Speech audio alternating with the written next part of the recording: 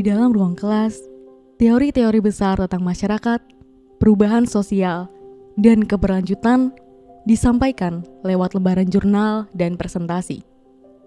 Namun, pertanyaannya tetap sama. Apakah kita sedang mempelajari masyarakat atau hanya membicarakannya dari kejauhan? Praktikum 1 ini membawa kami keluar dari tembok kampus menuju jalanan berdebu Bandung Barat. Keluar dari kertas menuju kehidupan yang nyata untuk melihat bagaimana isu keberlanjutan pangan bukan sekedar konsep, tapi kenyataan yang dihadapi setiap hari oleh mereka yang menjaga rantai pangan tetap hidup.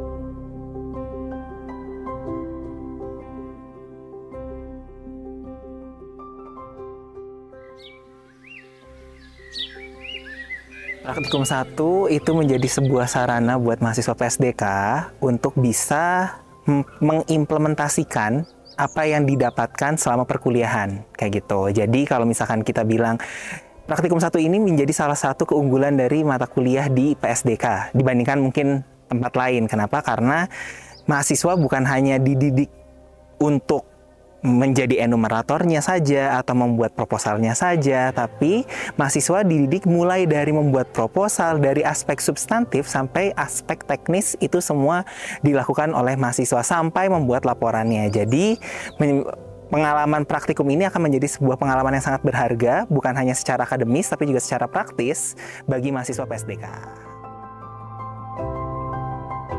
Semua berawal dari sini.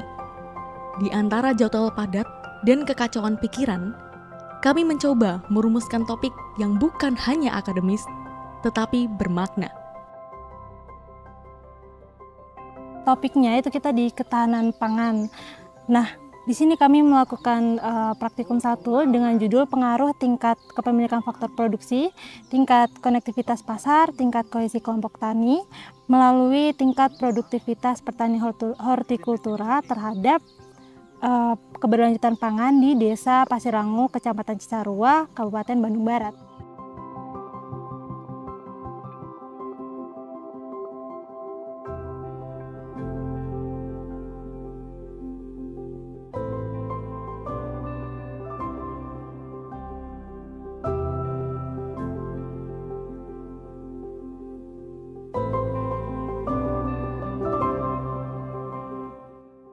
Kami terima kasih banyak karena telah diberikan waktu ya Pak, diberikan sambutan yang baik untuk kemudian melakukan.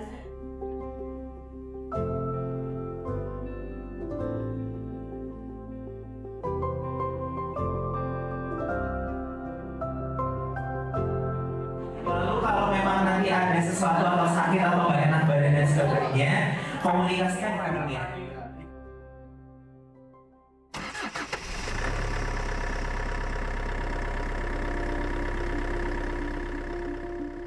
Keberlanjutan pangan bukan sekedar istilah yang sering muncul di ruang kuliah, tapi persoalan yang nyata di tengah masyarakat.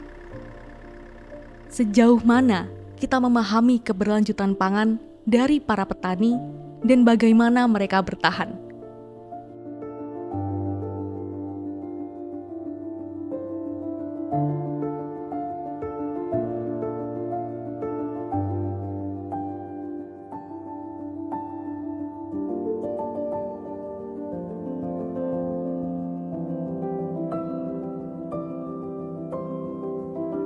Otomatis kita harus pegang modal yang besar.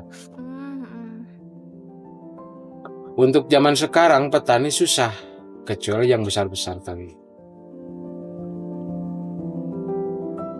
Dulu kalau di sini, cuman kalau di Jakarta mungkin lebih ya. Itu cuman mendapat 6 kilo karena 6 kilo. sulit lah petani itu.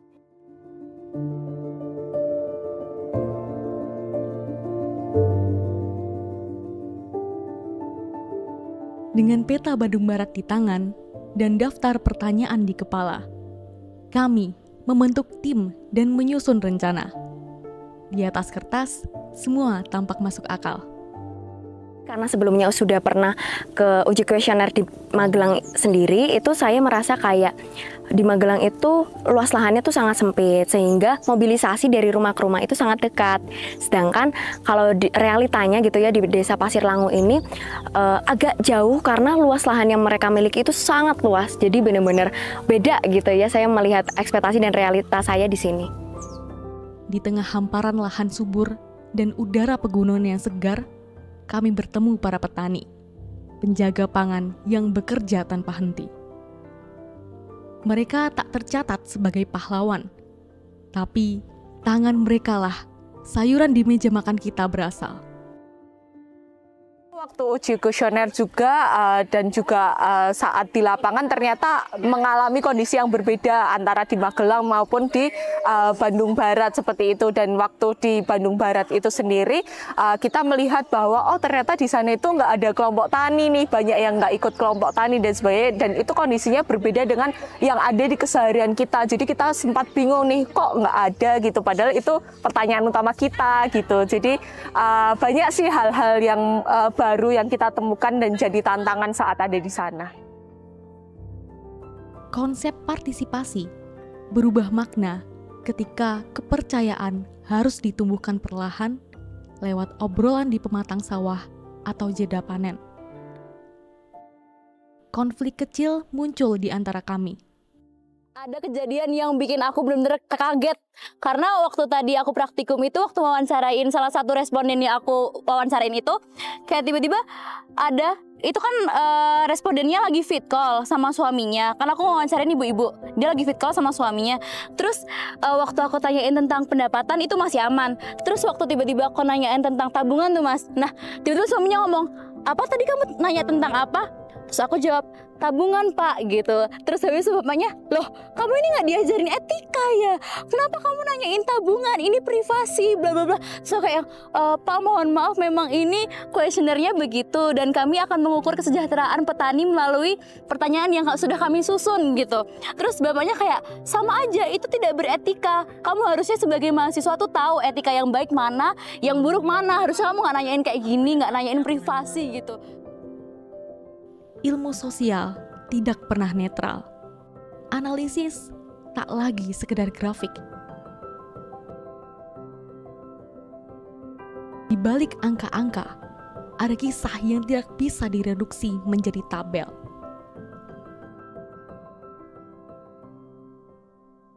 Oke, tapi ini nggak saya teruskan ya, cukup sampai di sini untuk label-labelnya. Yang pertama kita lakukan sekarang adalah membuat variabel baru. Ini menjadi pelajaran ya untuk kita semua bahwa ketika input data seperti ini, usahakan harus stabil semua, dicek lagi. Dosen mengingatkan, mahasiswa bukan hanya datang untuk melihat, tapi untuk belajar merendah. Para petani mengajarkan bahwa menjaga pasokan pangan bukan sekedar pekerjaan, tapi komitmen terhadap alam dan generasi mendatang. Tentunya ini menjadi sebuah refleksi bagi kita semua bahwa kedaulatan itu menjadi sebuah hal penting, karena dari beberapa petani mereka memang mengharapkan suatu komunitas tani, namun karena komunitas tersebut sulit diwujudkan karena rata-rata harus ada modal yang mendorong petani untuk membentuk sebuah komunitas tersebut. Bahkan ada salah satu petani yang mengatakan bahwa suatu saat petani akan bangkit. Nah, salah satu petani ini memiliki pendirian tersendiri untuk tidak bekerja sama dengan tengkulak karena sudah tahu dari keburukan tersebut, sehingga dia menjalankan pertanian tersebut secara independen. Kami mungkin belum bisa mengubah banyak, tapi kami belajar untuk berhenti datang dengan asumsi, untuk mendengar lebih dalam, di sela cangkul yang menghadam tanah dan cerita yang tumbuh dari ladang. Praktikum ini bukan hanya perjalanan akademik. Ini adalah perjalanan menjadi manusia yang tahu cara menghargai setiap butir pangan dan orang-orang yang menumbuhkannya. Dan dari semua perjalanan ini, kami mulai memahami satu hal, bahwa tantangan keberlanjutan pangan bukan hanya soal produksi, tapi soal keterhubungan antara kebijakan dan kenyataan lapangan, antara data dan kehidupan sehari-hari, antara teori dan bumi tempat benih ditanam.